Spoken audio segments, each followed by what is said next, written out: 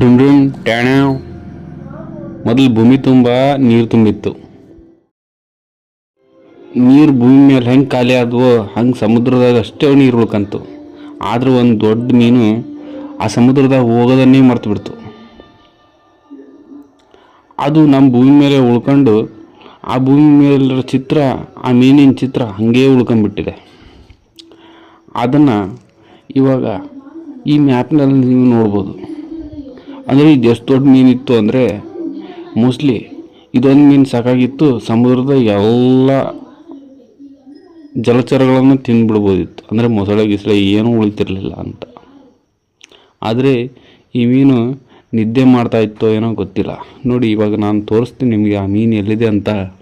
Editors on ಮಾಡ್ಕೊಂಡು ವಿಡಿಯೋದಲ್ಲಿ ಈ ರೀತಿ ಇದು ನೋಡಿ ಬಾಯಿಯನ್ನು ತೋರಿಸ್ತೀನಿ. ಇವಾಗ ಇಲ್ಲಿಂದ ಅದ್ರ ಮೂಗದು, ಅಲ್ಲಿಂದ ಅದು ಯಾವ ಭಾಗದಲ್ಲಿದೆ ಅಂತ ಅದು ನಮ್ಮ ಭೂಮಿ ಮೇಲೆ ಇದೆ. ನಮ್ಮ ಭೂಮಿ ಬಿಟ್ಟೇನು ಬೇರೆ ಕಡೆ ಇಲ್ಲ. ಸೊ ಮಾರ್ಕಪ್ ಮಾಡಿದಾಗ ಈ ಮೀನಿಗೆ ಒಂದು ಕೊಂಬಿತ್ತಂತೆ. ಅದು ಕೊಂಬು ಅಂದರೆ ಆ ಗಡ್ಡದಲ್ಲಿರೋ ಕೊಂಬು.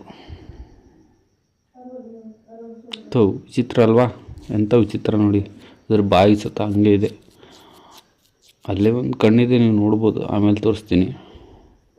ಅದರ ರೆಕ್ಕೆಗಳನ್ನು ತೋರಿಸ್ತೀನಿ. ಬಾಲದ ರೆಕ್ಕೆಗಳು ಎಷ್ಟೆಲ್ಲ ತುಂಬಿದೆ ಅಂದರೆ ಅಲ್ಲಿಂದ ಇಲ್ಲಿಂದವರೆಗೂ ಸುಮಾರು ಮೀನು ಒಂದು 2,000-2,500 ಕಿಲೋಮೀಟ್ರ್ ಅಷ್ಟು ದೊಡ್ಡದಿದೆ ಕಣ್ರಿ.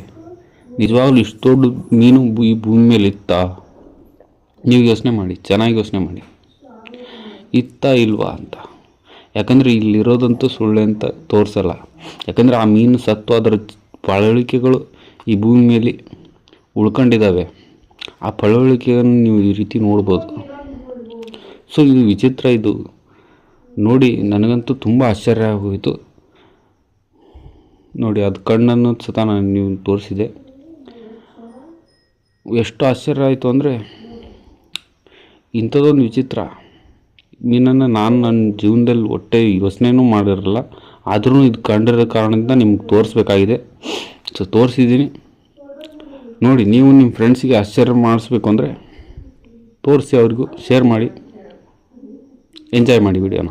ಓಕೆ, ಲೈಕ್, ಸಬ್ಸ್ಕ್ರೈಬ್, ಎಂಜಾಯ್ ಮಾಡಿ.